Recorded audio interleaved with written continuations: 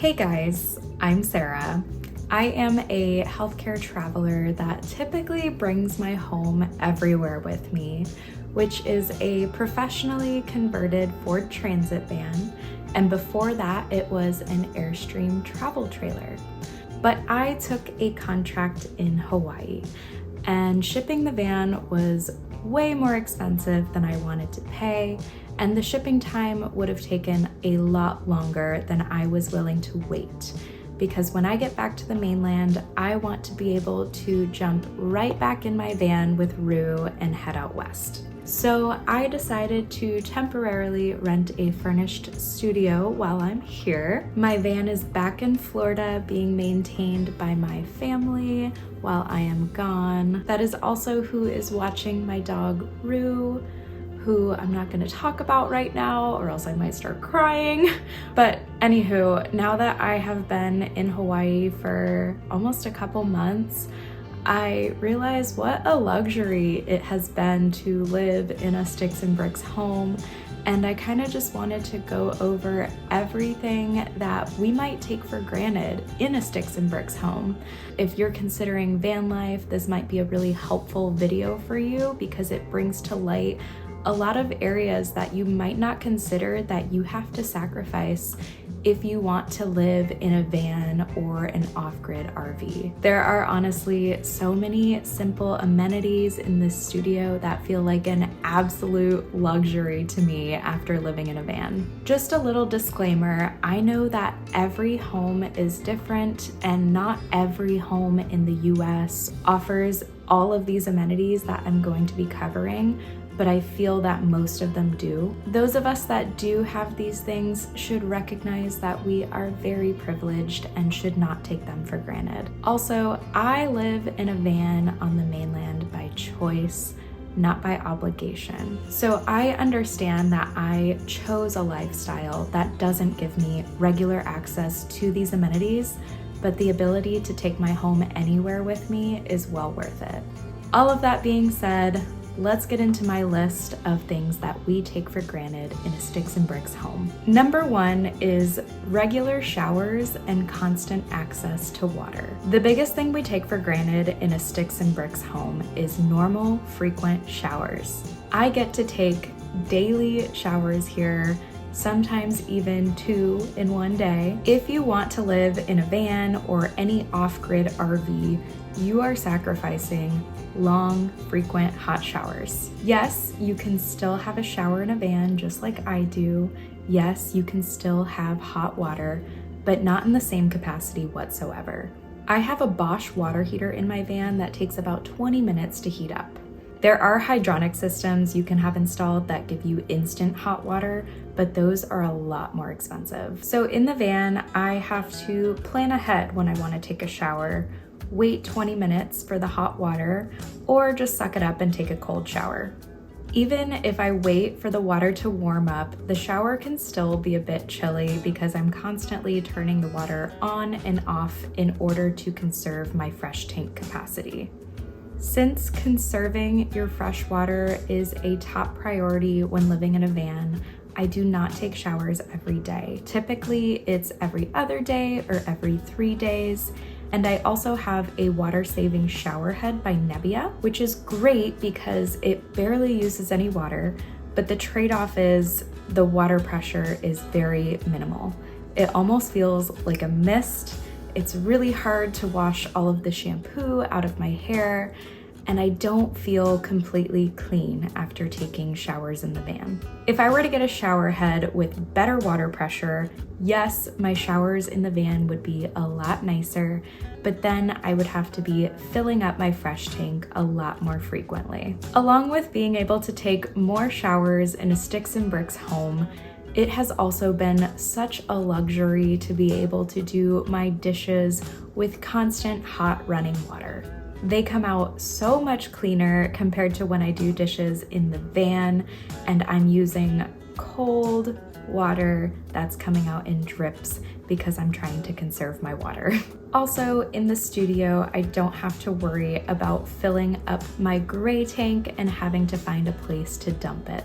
While we're on the water topic, constant access to water and plumbing means I have a flushable toilet. It's so funny how the simplest things, like having a flushable toilet, become such luxurious amenities after living in a van. Having a flushable toilet means I don't have to worry about where I am going to dump my waste bag next, amongst many other tedious things that depend on what type of RV toilet you have. Number 2, electricity. Not having to worry about my electric draw or constantly checking my remaining battery has been such a luxury. This has allowed me to cook a lot more now that I can use the stove and oven whenever I want. And now I don't have to set up a little portable camping stove and screw on a propane tank, which can be quite the process depending on how lazy you are, like me. I can use higher wattage appliances like my blender without having to worry about turning on the inverter. And I don't have to worry about running my engine on idle to charge my batteries or finding a shore power hookup.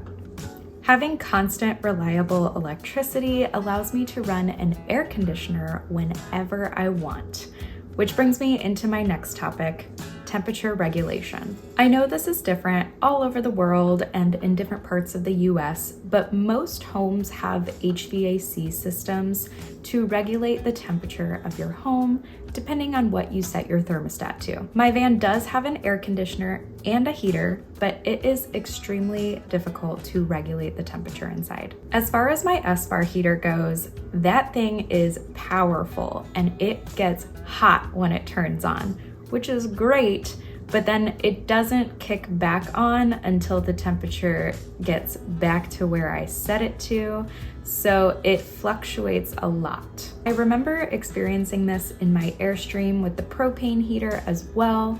Do you guys have any issues regulating your temperature in your RV? Let me know in the comments below. As far as my air conditioner in the van, it is by Indelby.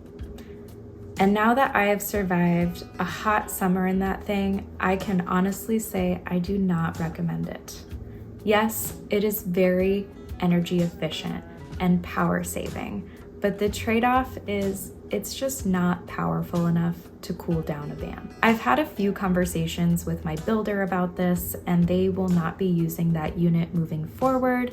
They're going to be using the 48-volt pneumatic cooling unit, which is compatible with the EcoFlow system. That being said, I am hoping to get mine replaced when I get back to the mainland, but that is up in the air and I will keep you guys updated on that. Okay, air conditioning rant over. Let's move on to the next thing we take for granted, and that is space. Even though I'm in a studio apartment that might seem tiny to some, this place is an absolute mansion to me. I have separate spaces for cooking, working, eating, relaxing, exercising, bathing, and sleeping. And I have a closet. It is wild. I can actually hang my clothes up in here instead of wadding them into balls and having super wrinkly clothing in the van. I think having a bigger living space has a big effect on your mentality as well. Say you are cooped inside on a rainy day, it feels a lot nicer to just have more space to live and breathe than when I'm cooped up in the van on a rainy day. But the bright side of the van is it's on wheels and I can just go drive somewhere that's sunny. Most of my days in the van are actually spent outside of the van. The van is just for dwelling. This place also has a ton of space for storage, which is really nice, even though I only came with a couple suitcases. The kitchen is ginormous and it came fully stocked with pots, pans, utensils, and anything I might need. It's also really nice having a full-size fridge, so when I go grocery shopping, I don't have to be super conscientious about my teeny tiny little van freezer. Number 5 is laundry. Most, but not all, Sticks and Bricks homes have washers and dryers. Mine is shared with 2 other units in this house, but that is nothing compared to God knows how many people used the washer and the dryer at the laundromat before me. Having consistent, easy access to do my laundry just steps away from my door has seriously been so nice. And you know what else is steps away from my door? A trash can. Yep, a trash can made it on this list. Having someone pick up my garbage from the street in front of me is so foreign to me. I don't have to vet out different public dumpsters and gas station trash cans. I just have my own personal trash can right outside my door, and it is so nice. Number 7 is internet. Most homes have some sort of Wi-Fi setup where you can have constant internet connection. Honestly, the hotspot on my phone works better than the internet here, but I figured I would throw this one on the list because it can be hard to find internet access when you're living in an RV or anywhere remote. I use an AT&T hotspot in my van. It works off the same cell signal that my phone has, so really it's just to keep things like my Simply Safe system connected, and everything else I can do off of the hotspot on my phone. If there's signal, of course. I did have Starlink for a bit, but honestly, it's such a pain to set up and it's super expensive. And when I found myself barely using it, I decided to just cancel it for now until I need it again. Number 8 is privacy and stability. This one is huge. I am absolutely loving the privacy I feel while living here. It's also really nice to have a consistent place to sleep every night. I'm able to come back to a stable location to relax in between working and adventuring, and I don't have to worry about looking for a new place to park every night that I will go unnoticed. When I'm on assignment, I find personal properties to park on in my van, and it does give me a very similar, comfortable feeling. But when I am traveling, I'm typically in public areas where people just love to look inside my van. So I get zero privacy unless I put my window covers up. The majority of my van life has been spent in the eastern part of the United States, which is densely populated. So my environment and surroundings were constantly changing. There wasn't much public land to park on. So I'm hoping that'll change a bit when I head back west. Can't wait. So after watching this video, a lot of you are probably thinking that I'm knocking van life. That is not necessarily true. I just have had an eye-opening experience living in this studio and wanted to share with you guys the things that you do have to sacrifice if you're considering van life or living in an off-grid RV. I think it is 1,000% worth it to be able to travel the country in your home without worrying about booking hotels and Airbnbs and sleeping in other people's beds. You get to have everything you own with you at all times. You don't have to pack for your trips. You can travel loosely without too many strict plans. And it's honestly the best. I think it is totally worth all of the sacrifices. I also wouldn't have had the opportunity to experience certain places or make special connections with people if it weren't for this lifestyle. I am incredibly grateful for it, and I plan to continue enjoying it when I return to the mainland. I have been making some very exciting plans for that time, but I am going to continue focusing on enjoying Hawaii for now. If you guys have any questions or if you want to add on to my list, feel free to drop a comment below. If this video didn't scare you away from van life and you are interested in a professional conversion, I am a sales rep for Drifter Vans. I will put all of the information for that in the description below if you'd like to book a consult with me. And also let me know if there's any specific video content that you guys want to see from my time in Hawaii.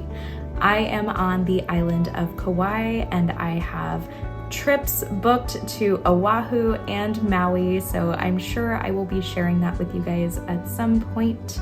If you guys enjoyed this video, please give it a thumbs up And don't forget to subscribe if you want to see more travel and van life content. And I'll see you guys next time.